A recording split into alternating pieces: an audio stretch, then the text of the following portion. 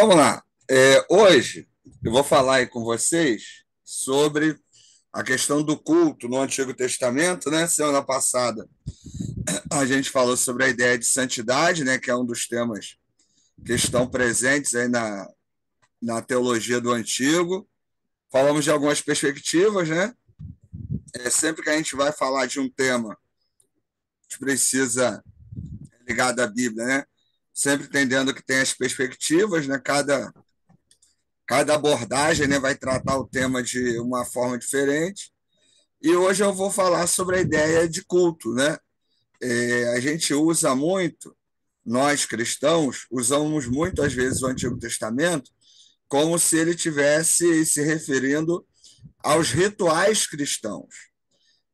Às vezes o cristão usa o Antigo como se fosse a mesma coisa do Novo Testamento. E muito do que fazemos hoje não tem nem a ver com o antigo e nem com o novo, tem a ver com as nossas próprias tradições. Algo que eu já falei, né, e vale a pena repetir, é a relação entre templo judaico e igreja cristã. São coisas totalmente diferentes, né? E geralmente o pessoal usa muito o exemplo de Neemias, quando quer falar de obra e igreja, né? E que Neemias cuidou do templo e que as pessoas têm que cuidar da igreja, porque Neemias foi um exemplo de liderança, de obra e tal. A relação é muito diferente. Por quê? No Antigo Testamento, né, a política, a religião era uma coisa só. A religião representava o povo, né? Representava não apenas um grupo de pessoas. Por exemplo, nós somos cristãos. Então, quando a gente fala de Deus, nós falamos a partir da perspectiva cristã. Só que tem um outro problema.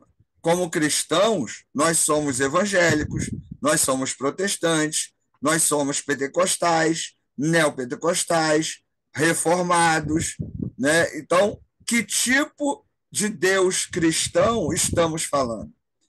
No Antigo Testamento, não. Você está falando de um único grupo, que é o judeu.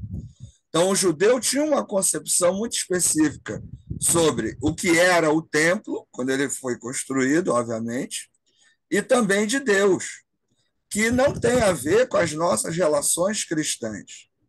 Então, o templo judaico no Antigo Testamento era a morada de Deus, era o lugar onde Deus habitava. A igreja cristã, apesar de muita gente falar isso hoje, que é um erro bíblico, teológico e doutrinário, independente da corrente cristã, porque na teoria o cristianismo não defende isso, mas Deus não mora na igreja. Deus não mora em lugar nenhum, porque Deus ele é onipresente. Mas isso é uma concepção cristã. E até hoje, uma coisa que você vê que é muito comum, você está indo para a igreja com a Bíblia na mão, a pessoa fala assim: ah, você vai para a igreja, ora por mim lá. Como se a oração que é feita na igreja tivesse um efeito maior porque Deus está na igreja. E como cristãos, isso não deveria fazer parte do nosso imaginário. Por quê? Porque o Deus cristão, ele está em todo lugar. O Deus cristão também difere do Deus judaico, porque o Deus judaico é um só. O Deus cristão é trino. Então a gente já falou, né, que é um erro ler a Trindade no Antigo Testamento, porque a Trindade é um conceito que vai surgir a partir do Novo Testamento. Os autores do Antigo não tinham essa percepção.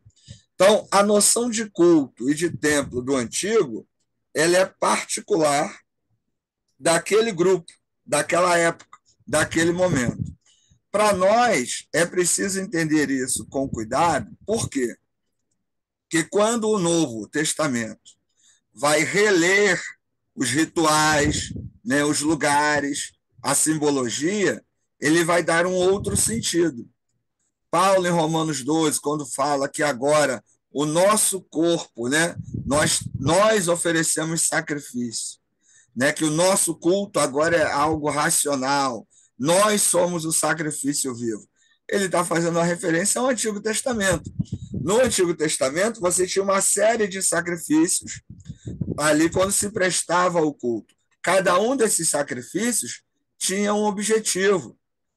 Hoje, por exemplo, quando nós prestamos culto, qual é o objetivo? É adorar a Deus, né?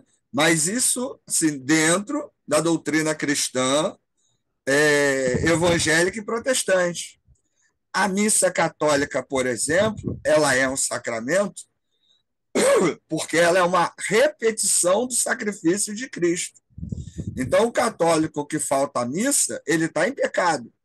O cristão evangélico que falta a missa, ou que falta o culto, está em pecado? Não. É pecado o crente faltar culto? Não. Na teoria, pelo menos, nós não temos sacramentos. Por quê? Porque o cristão entende que o culto é a pessoa. Nós somos a igreja, nós somos o templo do Espírito Santo, nós somos aqueles que prestamos culto com a nossa vida a Deus. Então não é um mero ritual.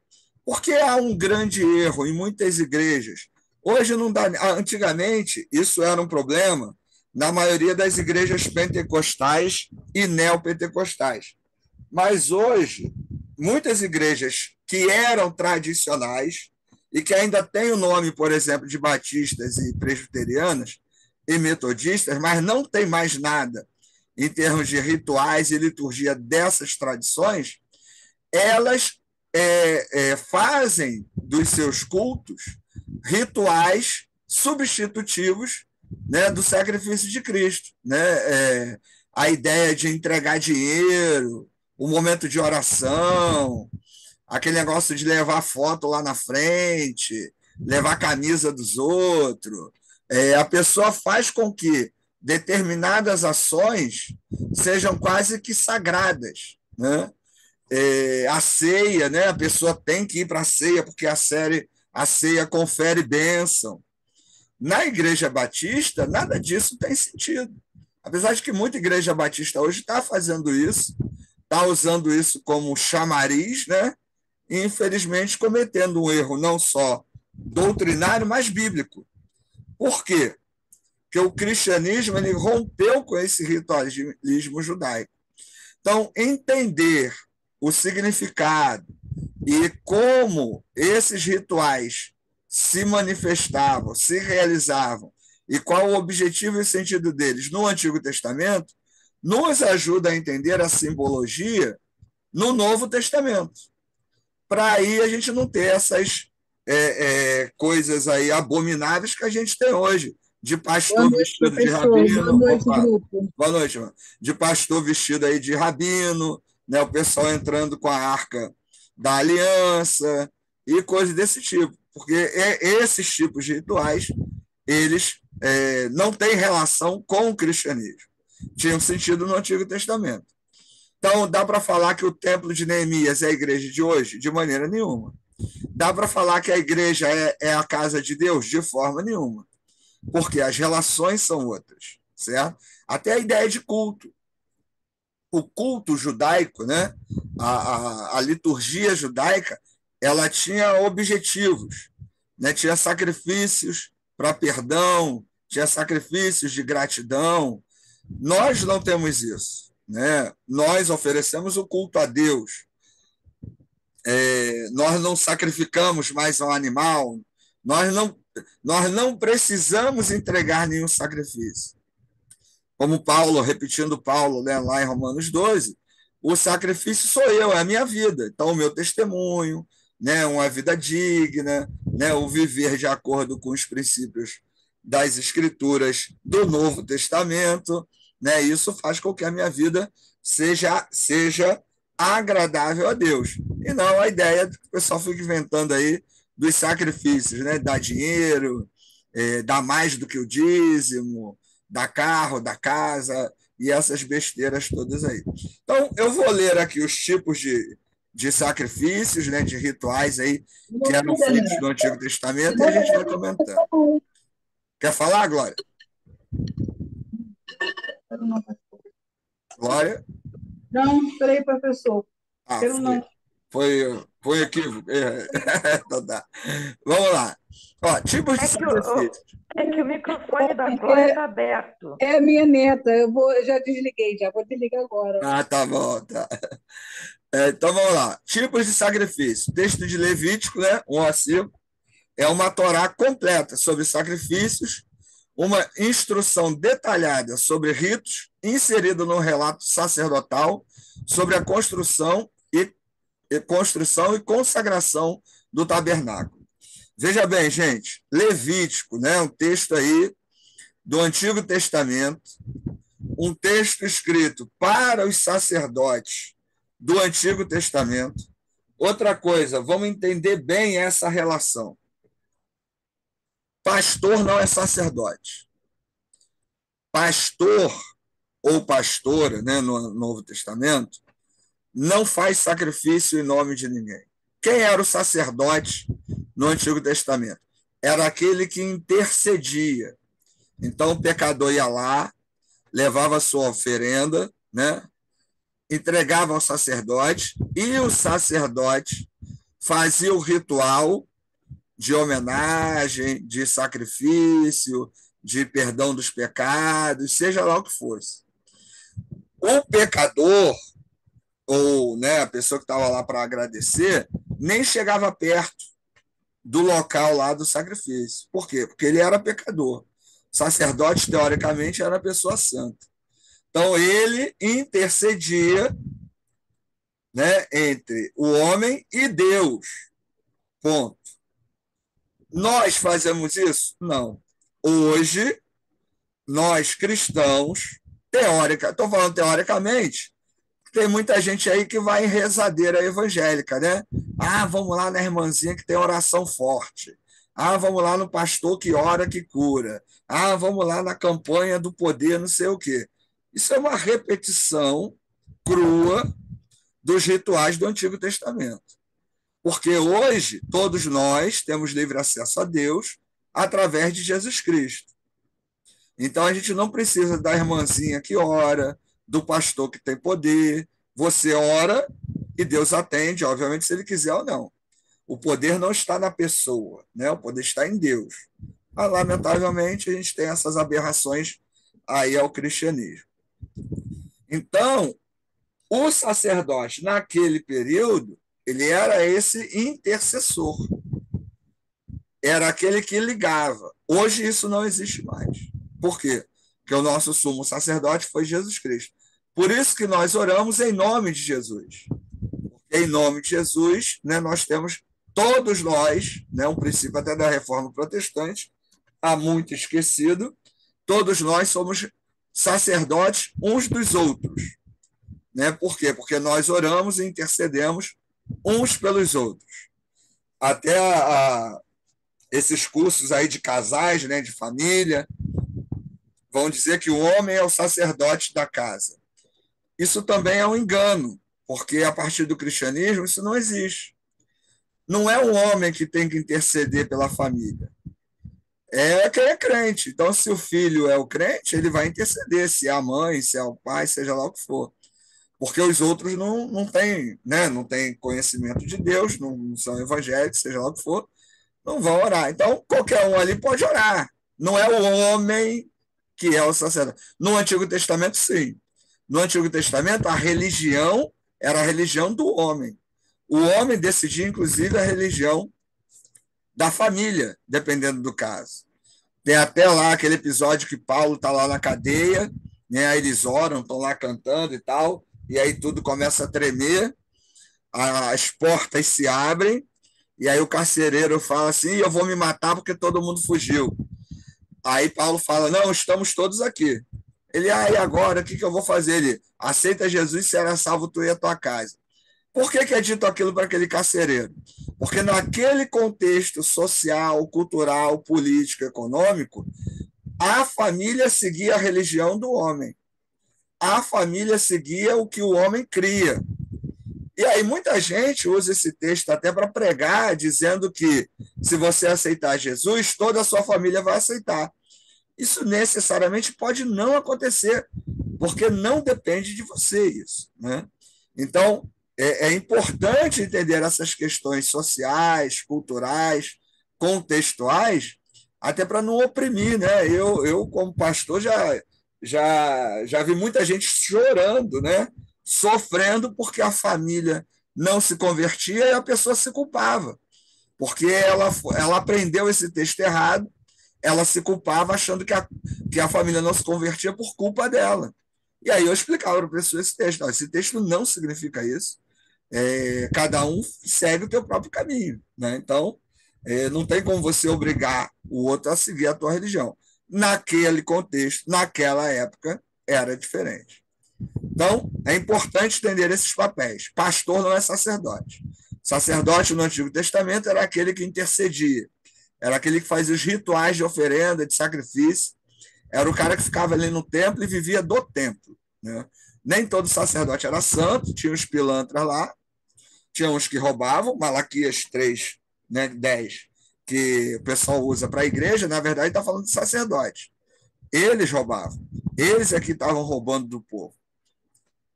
Tem os filhos de Eli, né, a história conhecida também, que iam lá e pegavam a mais de sacrifício. Então, sacerdote, no Antigo Testamento, é o cara que intercedia. Então, vamos lá, primeiro tipo aí de sacrifício, sacrifício de abate. 1 Samuel 9, né? Não era visto como um sacrifício a Deus, mas um evento festivo. Então, teve uma guerra, uma vitória, o pessoal foi lá, né? Ia comemorar, é o nosso churrasquinho, né? Vamos fazer um churrasquinho para celebrar. Só que no caso deles, isso tinha um intuito religioso, né? O texto bíblico, você tem que lembrar disso. No texto bíblico, no Antigo Testamento, a religião está misturada com o dia a dia. A gente não tem isso, né? Nos nossos trabalhos, nosso dia a dia, a religião não está misturada. Não tem um cunho religioso. No Antigo Testamento, não, né? Tudo tinha lá um pé da religião lá envolvido. Outro sacrifício, oferenda de homenagem. Minhã, né? Em Gênesis 4, Minhã, que Caim e Abel apresentam, não é um sacrifício propriamente dito, mas uma oferenda, uma entrega feita tanto por um como pelo outro, né? Então, ó, o que Caim apresenta e o que Abel apresenta vai ser entendido aí como essa oferta, né? Essa oferenda. A gente ouve o nome oferenda e liga logo às religiões de matriz africana, né? Que é muito mais comum esse termo nesse tipo de religião. Mas no Antigo Testamento, alguns rituais eram isso, eram oferenda. Até uma curiosidade, uma vez eu estava ouvindo uma professora de hebraico falando, ela disse que a oferta de Caim não foi aceita porque ele dá o resto e Caim dá das primícias. Não é a questão de que um dá o sangue e outro dá a fruta, né? Que o pessoal fala que o sacrifício de Abel prefigura o sacrifício de Jesus. Mas que, na verdade, não tem nada a ver uma coisa com a outra. Mas é que no texto hebraico, o termo que é usado para se referir ao que Caim oferece é que ele dá do resto da colheita, aquilo que estava largado no chão. Então, ele deu do que sobrou, né, de acordo com o texto em hebraico. E Abel não, Abel deu do seu melhor. E aí, por isso, Deus se agrada do sacrifício de um e não do outro, né? Seguindo. Antes aqui, tranquilo? Alguma pergunta? Dando para entender aí, sem até aqui? Alguém quer falar alguma coisa? É, Fala aí. ô, Ricardo, hoje tem muitos batistas tão tradicional hoje que se você falar oferenda, ele fala que é coisa de macumba, de Xangô, Ignorante, o cara não sabe nem o de candomblé. português. Muito demais. Ele não sabe nem o que é oferenda. É, Então são coisas que a gente até precisa, às vezes, explicar, aprender direitinho, para explicar e também mostrar na Bíblia, mostrar, se for possível, um texto, mostrar uma teologia para ele, mostrar alguma coisa para que ele, tá, não sabia que isso era. Tem se gente você que. puder, ao invés de usar oferenda, usa o termo sacrifício mesmo, mas diz Sim, que é um tipo de sacrifício diferente. Porque tem gente que sim, realmente é muito cabeça dura, então não vale a pena insistir, que acha que a palavra em português tem poder, né? Tem gente que tem isso, tem gente que acha que a palavra tem poder. Então, assim, usa sacrifício para tudo. Só que quando for diferenciar, fala: ó, esse sacrifício é de agradecimento, né? Esse é para expiação de pecado. E aí a pessoa fica menos chocada, entendeu? Dependendo do Tá certo, grupo, é só usar a própria língua portuguesa mesmo, para amenizar, né? Pelo menos. verdade. Tá certo. Então vamos lá. Outra aí, ó. Holocausto. Olã, né? Juízes 6, a história de Gideão apresenta nesse texto a passagem do sacrifício como alimento dos deuses para o sacrifício de combustão, que é o holocausto. A praxe cultual israelita, tá cultual, mas é cultual. O holocausto seria mais recente do que a minhã, a oferenda e homenagem. A olã parece estar ligada a uma rocha como local de oferecimento. E o ato da combustão total, em que o alimento todo vira fumaça, é considerado o elemento decisivo do ritual. Essa linguagem ela percorre o Novo Testamento, né? Quando a gente vê, por exemplo, lá em Apocalipse, falando, né, que a fumaça, né, sobe, né, para Deus e tal. Então, o holocausto seria queimar o alimento e a fumaça desse alimento seria uma espécie de alimento, né, dado lá para os deuses. No caso aqui, para o Deus de Israel, mas nas culturas, né, ao redor de Israel, isso também era feito. Então, esse holocausto é uma maneira de oferecimento diferente, né? Até em Deuteronômio, quando você tem ali alguns tipos de dízimos, tem um que é isso: você pega a premissa, né, da terra ou do animal, monta um altar, queima e oferece. Né? Isso é um tipo de dízimo também que está lá em Deuteronômio. Então você queima isso e essa fumaça ela é vista como alimento, né? Aí, então, para a divindade. Então a diferença entre o holocausto, né, e a oferenda aí de agradecimento está nessa questão da fumaça, né? Por isso que o incenso, você vê que algumas religiões, né, a própria Igreja Católica, usam o incenso, né, a fumaça. Então, a fumaça ela é esse alimento para a divindade, certo? É óbvio, né, gente, que como cristãos a gente desconsidera isso. A gente sabe que isso não tem valia nenhuma, porque o que vale para nós é o que Jesus Cristo fez ali na cruz. Mas isso está no imaginário do Antigo Testamento, e o Novo Testamento vai usar isso. Né? Tem até alguns cânticos que falam sobre isso, né? Ah, como cheiro suave, né? E tal. Então, essas referências de cheiro, fumaça, tem a ver com esse sacrifício de holocausto, que é uma maneira de alimentar as divindades, né? Aí, vamos lá. O outro, sacrifício por pecados e culpas. Ratã e ação. Lá em Levítico também, o ratã é um tributo ou homenagem oferecidos a Yahvé. Ele é um meio para restabelecer uma ordem perturbadora. O verbo rat, no cal, que ocorre 175 vezes no Antigo Testamento, cal é um tipo de de expressão do verbo, né? Um tronco verbal. O verbo em hebraico ele tem troncos verbais, né? Tem o piel, tem o cal, tem o rofal. Então, quando a gente aprende hebraico, a gente vai aprender às vezes a intensidade, né? A maneira como se expressa aquele verbo. Isso ajuda muito na tradução, né? Então, ó, Deus é santo, mas aí, dependendo de como isso vai ser usado, você pode falar que ele é muito santo, que ele é santíssimo, que ele é santo demais. Então, a intensidade, né, a maneira como ele se expressa.